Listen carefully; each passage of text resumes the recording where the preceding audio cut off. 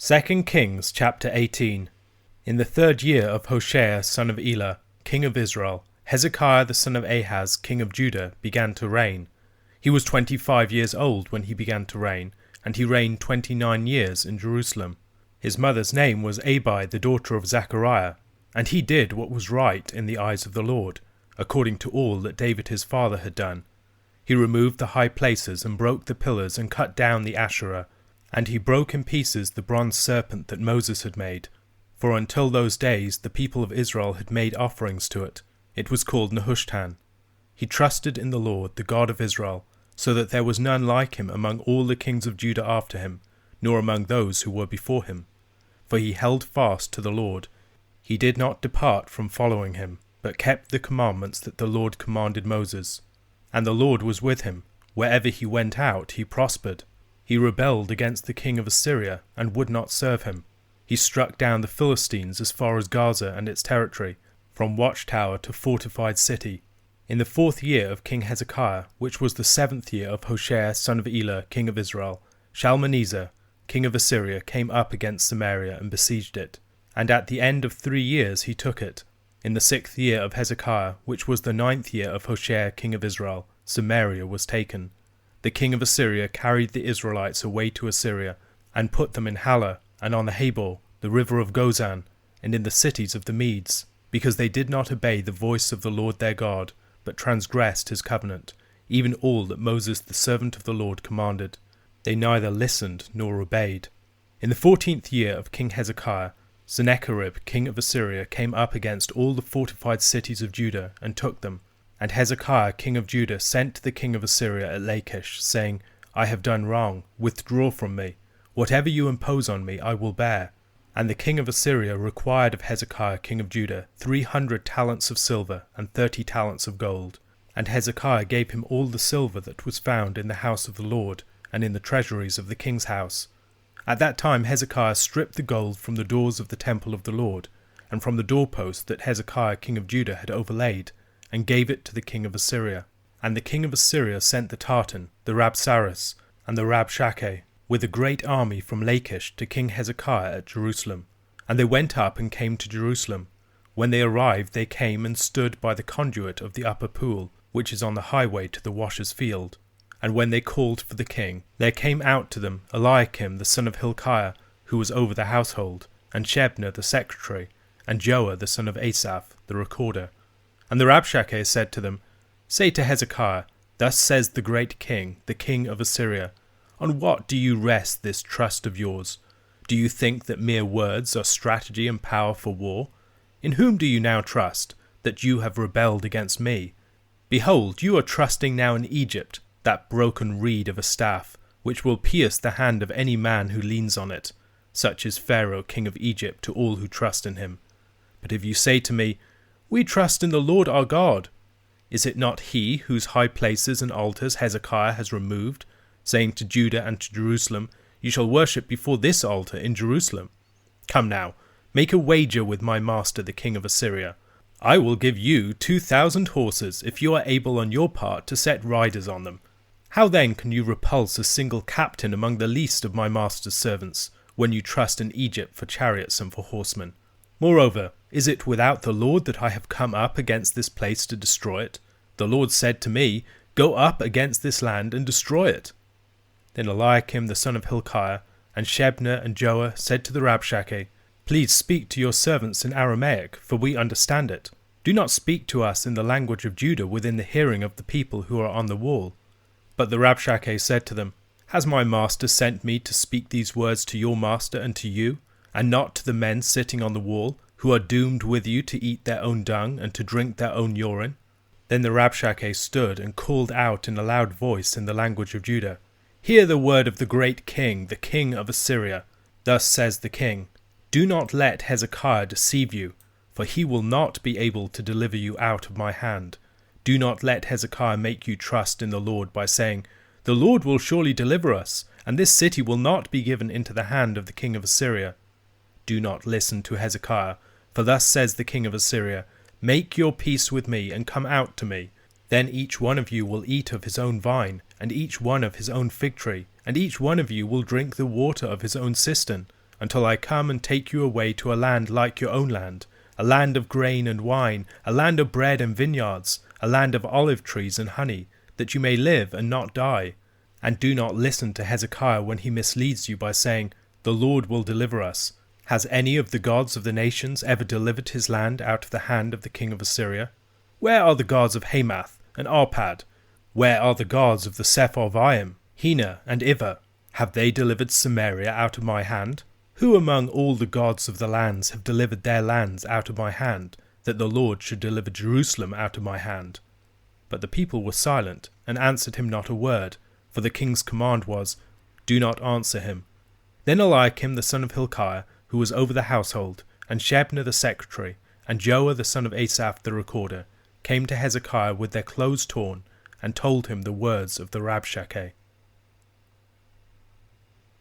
In 2 Kings chapter 18, the northern kingdom of Israel falls to Assyria, and the southern kingdom is on the brink of joining them. The chapter begins with Hezekiah the son of Ahaz coming to the throne. The dates of the reign of Hezekiah present us with an immediate problem.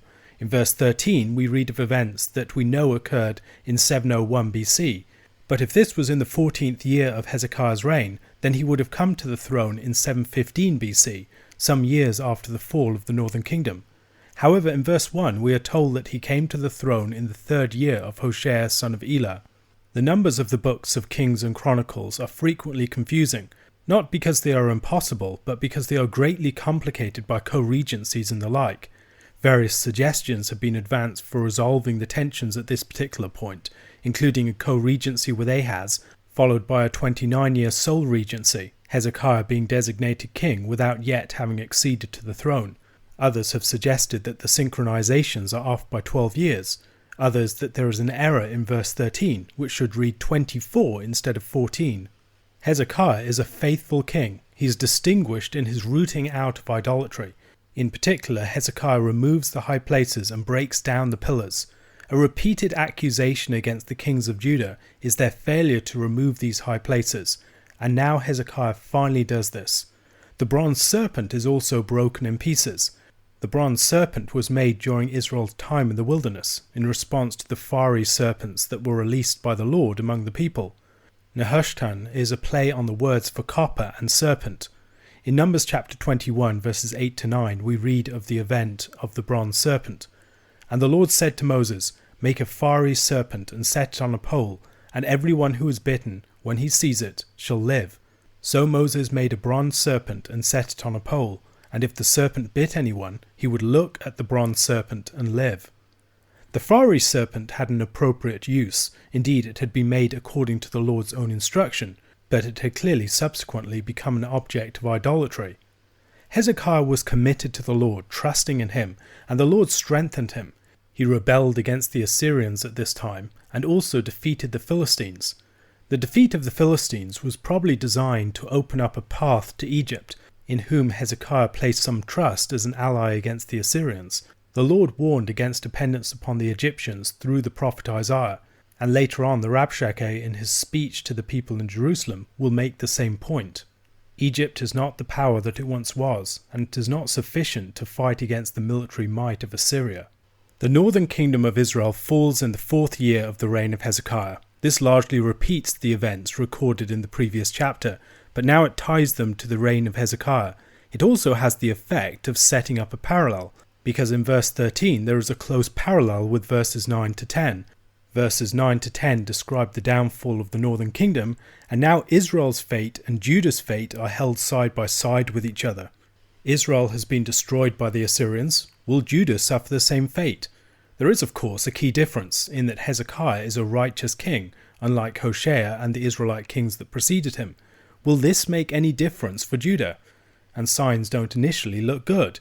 Sennacherib captures all of the fortified cities of Judah, and Hezekiah has to ask for mercy from him. Hezekiah sends messengers to Sennacherib at Lachish, a heavily fortified city that is the second city of Judah to Jerusalem. At this point it might seem that Sennacherib is well underway to completely overrunning the nation. However, he is offered mercy in exchange for a grand tribute. Sennacherib's successful siege of Lachish and Hezekiah's payment of tribute are recorded in Assyrian annals from the time. Several of Hezekiah's predecessors had raided the treasuries of the house of the Lord to pay tribute to a foreign king. Rehoboam had done it for Shishak, king of Egypt. Asa had given money to Ben-Hadad of Syria to get him on his side against Baasha. Jehoash had given money to Hazael of Syria. During Amaziah's reign, Jehoash of Israel had broken down the walls of Jerusalem and taken away much of the treasure of the temple. Ahaz, Hezekiah's father, had also raided the treasuries of the temple to give money to Tiglath-Pileser of Assyria. Hezekiah now does the same thing to Sennacherib. He gives the silver of the house of the Lord and all of the gold from the doorposts. Not only is Judah standing in the very greatest jeopardy, Hezekiah's action in response is a troubling one. He is taking tribute that had been given to the Lord, and he is handing it over to a foreign invader. The hearer of the text might wonder where he is actually placing his hope. Hezekiah sends an envoy to Jerusalem. The Tartan, the highest official after the king, the Rabsaris, who is the chief eunuch, and the Rapshake, who is the chief cupbearer or the butler. We should be wary of putting too much weight upon the literal interpretation of these roles. The chief eunuch may not have been a eunuch at all, but rather a name for a high office within the administration. Likewise, the Rapshake, as the chief cupbearer or the butler, may have been primarily a man responsible for overseeing the affairs of the court of the king, whether back home in Assyria or out on some military campaign. Here the Rapshake acts as the mouthpiece of his master Sennacherib. He is a high official with the ability to speak in the Judean tongue, which is helpful in this particular situation, as we will see. He and those who gave him his message also seem to have deep insight into the state of Judah and the nature of its religious beliefs, among other things. From what we learn from Assyrian annals, a great number of soldiers from Judah had either surrendered or defected at this point. The Assyrians could have gained much intelligence about the internal affairs of the nation of Judah from such persons. The Rapshake's speech is perfectly designed to demoralize the people. Speaking to Eliakim, who was over the household, Shebna the secretary, and Joah the recorder, the Rapshake presents them with the big question, in whom do you trust? Given Hezekiah's actions in Philistia, it may seem that he's trusting in Egypt, yet Egypt is far from powerful enough to act as an effective ally, even if it were reliable, which it isn't. Leaning on Egypt would actually hurt Judah rather than helping them. The Lord also warns Judah against such an alliance within the book of Isaiah. As the Assyrians have conquered cities through Judah, they have probably noticed the signs of a recent revolution in the religious life of the nation. They've seen the ruins of former shrines. They've seen pillars that have been torn down. Recognizing that something significant has occurred, they probably gained intelligence from Judean defectors, discovering that Hezekiah had broken down all of the high places in the pillars. This presents the Rapshake with a very effective demoralizing argument that he can present to the people in Judah. They have clearly offended their God the Lord, and he has now turned upon them. He mocks them for their inability to assemble an effective military force. Even if he were to give them 2,000 horses, they would not be able to put riders upon them. Why then would they look to Egypt for horses and chariots, when they lack the men to use them? The Rapshake goes even further in his argument. Not only has the Lord abandoned his people Judah, turning against them because they have abandoned his proper worship, the king of Assyria has been commissioned by the Lord himself against them. It is by his word that he has gone up to attack Jerusalem. The officials of Hezekiah are greatly dismayed by these words, even more so because they are spoken in the hearing of the regular soldiers on the wall in a language that they can understand. The Rapshake is speaking, presumably, in the Judean dialect. They request that he speaks in Aramaic, but he refuses. The Rapshake's speech is not merely for Hezekiah and his officials, it is also for the more general population and the soldiers on the wall. It's designed to demoralize them. The Rapshake moves on to develop further arguments. They should not trust in Hezekiah, nor should they trust in the Lord, allowing Hezekiah to persuade them that the Lord would deliver them. Neither Hezekiah nor the Lord would deliver them from the hand of the king of Assyria. Along with this demoralizing message, the Rapshake gives a different piece of propaganda, the message that there is hope if they would only surrender to the king of Assyria. If they surrender, then each one of them will eat of his own vine and each of his own fig tree, and each one of them will drink the water of his own cistern. This language is usually associated with very positive visions of the Lord giving rest to the people in the land, so that they all enjoy their own property and have untroubled relations with their own wives. Here, however, in an almost satanic fashion, it's taken up by the mouthpiece of a foreign king. he presents this promise, and he presents it with the promise of bringing them into a new land. I will come and take you away to a land like your own land, a land of grain and wine, a land of bread and vineyards, a land of olive trees and honey, that you may live and not die. This parodies the sort of language that we find in Deuteronomy chapter 8 verses 7 to 9. For the Lord your God is bringing you into a good land, a land of brooks of water, of fountains and springs flowing out in the valleys and hills, a land of wheat and barley, of vines and fig trees and pomegranates, a land of olive trees and honey, a land in which you will eat bread without scarcity, in which you will lack nothing, a land whose stones are iron, and out of whose hills you can dig copper. The king of Assyria is the one that they should look to, not the Lord. Indeed, the gods of the other nations have not helped them. Why should the God of Judah help it? Once again, there is a parody here of the words of the Lord. Who among all the gods of the lands have delivered their lands out of my hand, that the Lord should deliver Jerusalem out of my hand? This very closely mirrors the language of Deuteronomy chapter 4 verse 34. Or has any God ever attempted to go and take a nation for himself from the midst of another nation, by trials, by signs, by wonders, and by war, by a mighty hand and an outstretched arm, and by great deeds of terror, all of which the Lord your God did for you in Egypt before your eyes?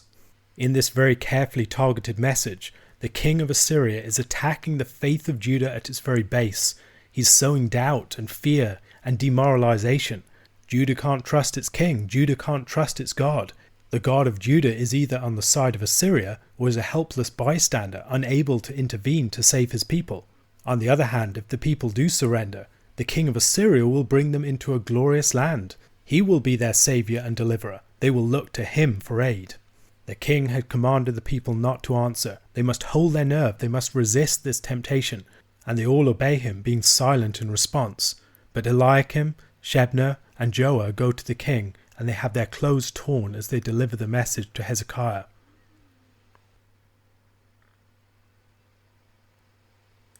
A question to consider. What are some of the ways in which the Rapshake's speech might remind us of Satan's devices to deceive and demoralize the people of God? Acts chapter 10, verses 1 to 23. At Caesarea there was a man named Cornelius, a centurion of what was known as the Italian cohort, a devout man who feared God with all his household, gave alms generously to the people, and prayed continually to God. About the 9th hour of the day, he saw clearly in a vision an angel of God come in and say to him, Cornelius. And he stared at him in terror and said, What is it, Lord? And he said to him, Your prayers and your alms have ascended as a memorial before God. And now send men to Joppa, and bring one Simon who is called Peter. He is lodging with one Simon, a tanner, whose house is by the sea. And when the angel who spoke to him had departed, he called 2 of his servants, and a devout soldier from among those who attended him, and having related everything to them, he sent them to Joppa. The next day, as they were on their journey and approaching the city, Peter went up on the housetop about the 6th hour to pray, and he became hungry and wanted something to eat. But while they were preparing it, he fell into a trance and saw the heavens opened, and something like a great sheet descending, being let down by its 4 corners upon the earth. In it were all kinds of animals and reptiles and birds of the air. And there came a voice to him, Rise, Peter, kill and eat. But Peter said, By no means, Lord, for I have never eaten anything that is common or unclean. And the voice came to him again a second time, What God has made clean, do not call common. This happened 3 times, and the thing was taken up at once into heaven. Now while Peter was inwardly perplexed as to what the vision that he had seen might mean, behold, the men who were sent by Cornelius, having made inquiry for Simon's house, stood at the gate, and called him out to ask whether Simon, who was called Peter, was lodging there. And while Peter was pondering the vision, the Spirit said to him, Behold, 3 men are looking for you. Rise and go down and accompany them without hesitation, for I have sent them. And Peter went down to the men and said, I am the one you are looking for. What is the reason for your coming? And they said, Cornelius, a centurion, an upright and God-fearing man, who is well spoken of by the whole Jewish nation, was directed by a holy angel to send for you to come to his house, and to hear what you have to say. So he invited them in to be his guests. The next day he rose and went away with them, and some of the brothers from Joppa accompanied him. In Acts chapter 10 we arrive at the great transition in the book of Acts as the gospel starts to move to the Gentiles. Although we've already had some intimation of this move as the gospel is received by the Ethiopian eunuch back in chapter 8, here in Acts chapter 10 it is Cornelius, a Roman centurion, and his household that are the key converts marking this shift in the history of the people of God. As a centurion, as part of a larger cohort, Cornelius would have been in charge of about 100 men, one of 6 within the cohort that would have been part of a legion of about 6,000. Caesarea was an important site of Roman administration within the land of Palestine. It was where the Roman prefect lived, and it was also an important harbour. The reader of the book of Acts who is familiar with Luke's Gospel might recall at this point the centurion in chapter 7, who is commended for his great faith. Here Cornelius is described as a devout God-fearer. He fears God with all of his household, he gives generously, and he is committed to prayer. It is worth bearing in mind at this point that conversions in the book of Acts are often not from unbelief to faith, rather they are from an old covenant faith to a new covenant faith, from a situation of a God-fearer in this case to the situation of a Christian. A similar thing seems to occur in the case of the Ethiopian eunuch. We might also recognize that with the 3 great conversions of the Ethiopian eunuch, Saul of Tarsus, and now Cornelius of Caesarea, we have representatives of all 3 families of humanity, Ham, Shem, and Japheth.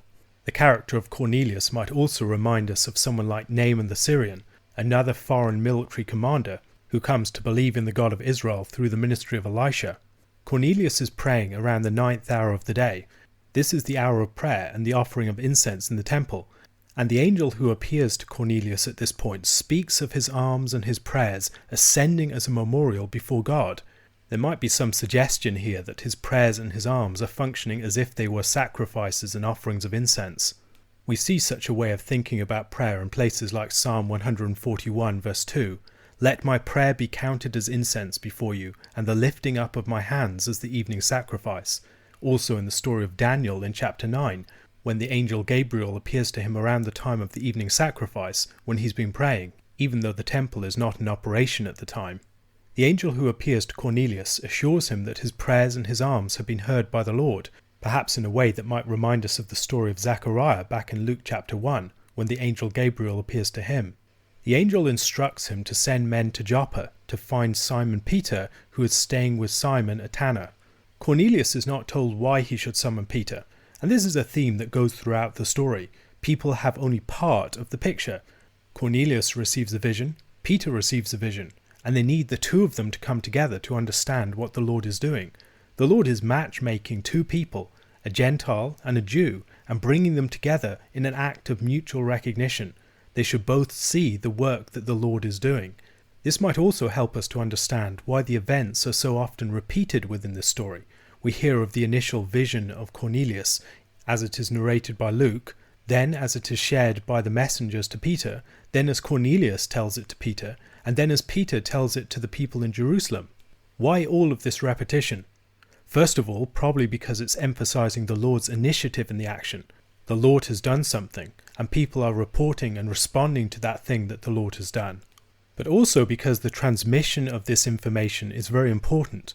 It's important that mutual recognition occurs. God is bringing people together, and their appreciation that the Lord has worked on both of their sides to bring them together is much of the point of the story. The Lord is matchmaking Jews and Gentiles in one new body of the church. As the messengers of Cornelius approach Joppa to meet Peter, Peter has a vision of his own while he is in prayer in the middle of the day. A great sheet descends from heaven with all kinds of animals and reptiles and birds of the air, and he is instructed to rise, kill, and eat. This happens 3 times, and each time he resists it, insisting that he will not eat what is common or unclean. As the vision ends, Peter's confused. He doesn't understand what it means. But then the messengers of Cornelius arrive, and he is instructed to rise and go down and accompany them without hesitation. Perhaps we should see some similarity between this rise, kill, and eat, and this rise and go down and accompany them. The meaning of Peter's vision is not easy to discern. What might be the connection between eating these unclean foods and accompanying these men to see a Gentile? I think that the answer is probably found in the recognition that animals represent persons. The dietary requirements in places like Deuteronomy chapter 14 are associated with the fact that Israel bears the name of the Lord. They've been set apart as holy. The dietary requirements are designed to mark out Jews from Gentiles. Peter's vision, then, is among other things a sign that this division between Jews and Gentiles is no longer operative in the same way. In Christ, the dividing wall between Jews and Gentiles has been broken down. God has called the unclean animals clean. He has made them part of his household. Like the domesticated and herbivore animals that Israel could eat, the wild beasts of the Gentiles will also be tamed by the gospel of Jesus Christ, and will be included or consumed into the body of Christ. A number of commentators note the similarities between this story and the story of Ananias being sent to Saul. In both cases, two unlikely people are brought together in an important act of recognition. In both cases, prayer and visions are very important. And in both cases, an important change of perspective has to occur. Peter has to change his perspective on Cornelius and other such Gentiles, and Ananias has to change his mind towards Saul. Both have initial reservations that have to be overcome. Peter has his reservations about associating with Gentiles, and Ananias has reservations arising from Saul's reputation as a persecutor of the church.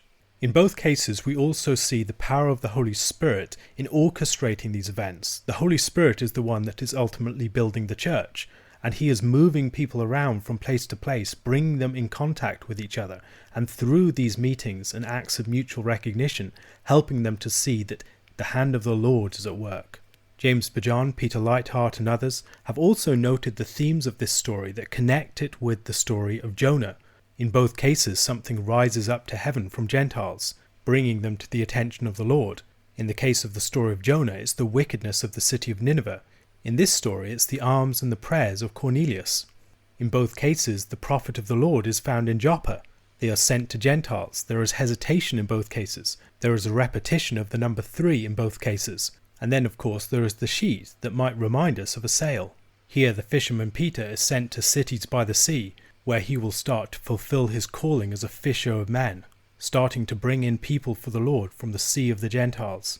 Where the prophet Jonah was a reluctant prophet, Peter will prove faithful and will welcome the mission that the Lord has given to him. A question to consider. Why is it that Gentiles as Gentiles could not be full members of the people of God in the Old Covenant, but now can? What accounts for the change?